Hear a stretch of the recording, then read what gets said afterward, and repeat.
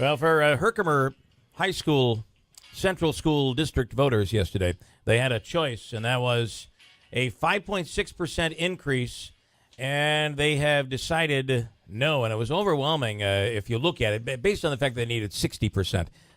They did not get a simple majority. Robert Miller is the superintendent of schools, and he's on the line here this morning. I have a feeling, did you fear this was going to happen yesterday, Robert? Good morning, Bill. I think definitely that there's a concern in a school district when they attempt to override the levy limit, and that it's a pretty big hill to climb. 5 points. So they would have to have voted 60%. Yeah, we would have needed about 600 votes, and we got 463, so we were pretty far off the mark. Okay, so what does this mean? What does this mean for village residents, and ultimately, what does it mean for teachers and students?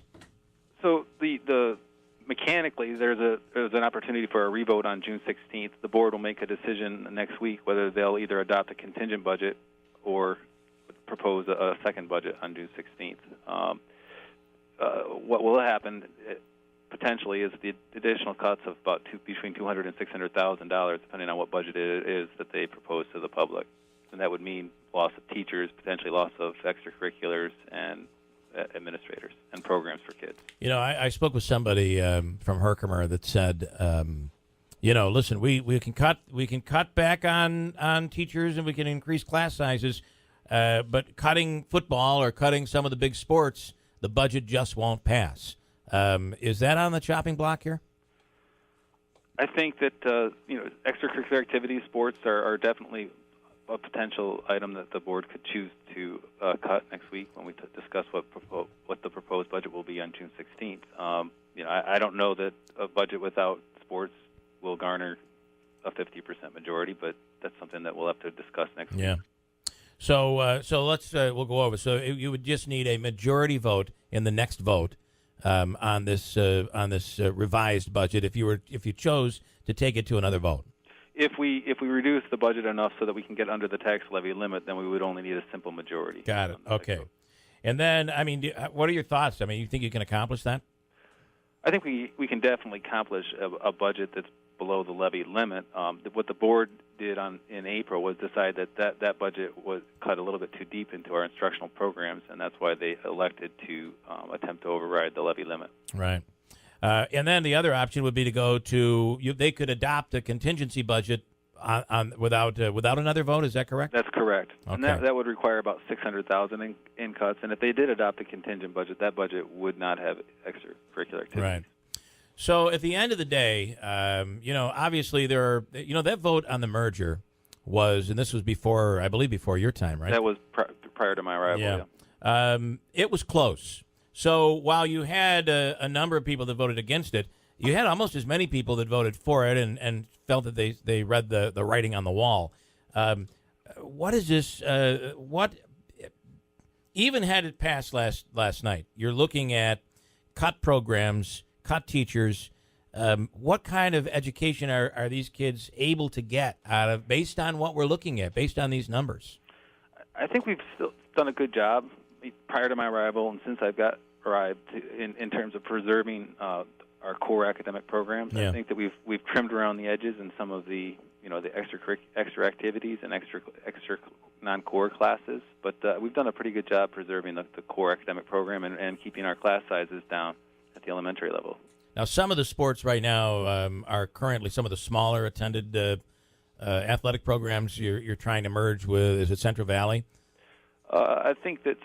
I don't say merge. I don't want to use that word merge, but yeah. God forbid. For instance, in wrestling, we've had Sequoia wrestlers at Herkimer for years, and we only have 4 or 5 kids on that team. So some of those wrestlers may wrestle at Central Valley or some other school next year instead of wrestling. Got it. Okay.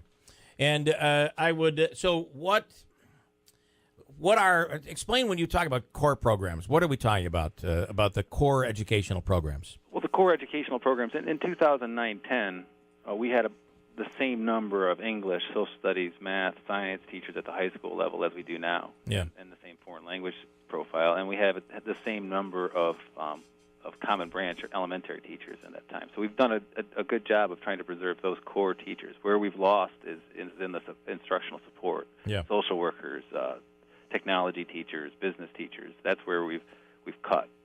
We've dropped from about 112 teachers in 2009-10 to around 93 this year. My one of the questions would be, I'm hearing, and I don't know if this is true at all, but some parents have opted to take their kids to maybe to Notre Dame or to has enrollment dropped? Our enrollment actually has been pretty stable, around 1,150 to 1,200. Actually, we've stayed stable while other schools right around us have actually dropped more than us. Yeah. But we have had, there was certainly an increase of attendance at Notre Dame last year, particularly at the middle school level. Yeah. But we haven't seen a significant drop. And your thoughts on the so let's get past this.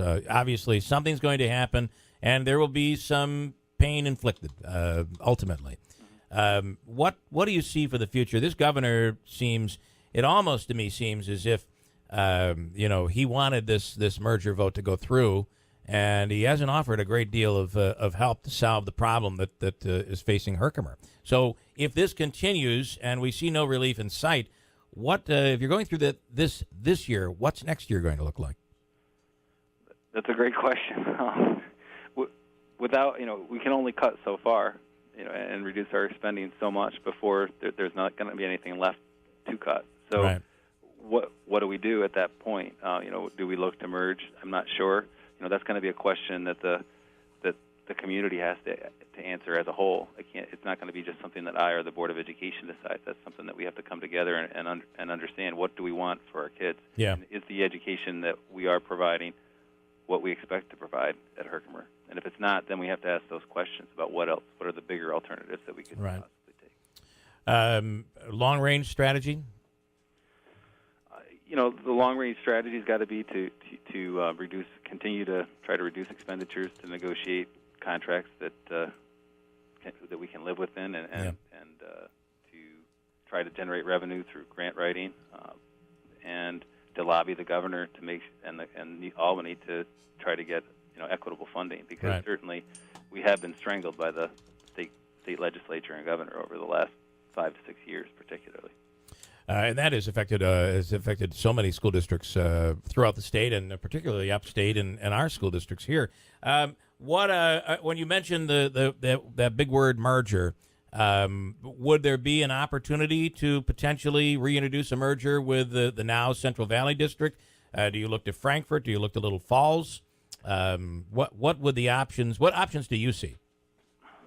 In the short term, I don't think that there's really, there's not anyone that's probably really viable for us to merge with at this point, just from community support. I don't think that Herkimer is supportive of that idea, and I don't know that any of the other area schools are really in that spot yet. I just think that as we all are making cuts and or not expanding our program and offering our kids, less than what they deserve, I think that we need to, look at what other options there are.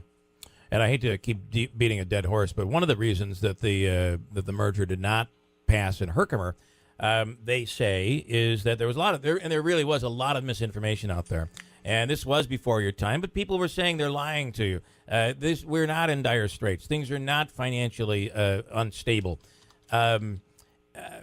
That was, looking back on it, that rhetoric was a mistake. Would you agree with that? Yeah. I think that certainly we were and are in not great financial shape, and I don't think that there was any dishonesty in that. But I understand that school finance is so complicated that people can think that just because of the way that the rules work, and that it's very difficult to explain how aid works, and it's difficult to explain how even expenditure side budget occurs to the public. So I think that there's a lot of confusion out there, just because it's so complicated. My last question I'm going to throw at you. We always talk about the students, and these are difficult. When this stuff happens, this is difficult. In many cases, will be caught in the middle. Certainly in the merger. But how's teacher morale? How do you keep teacher morale up when they're looking at these, and you look at this? You look at a budget that doesn't pass, and you look at the big hill that you guys have to climb. How do you keep that morale up and keep teachers positive? That's a great question. I think that I'll be out in the elementary building subbing as a principal today, and I'll be reassuring people that we're gonna be here next year. That this was not the end of the world. That we'll figure out a way to make it work, and that we're going to be here educating kids next year for our community, and that we will figure out a way because we have to figure out a way. Yeah.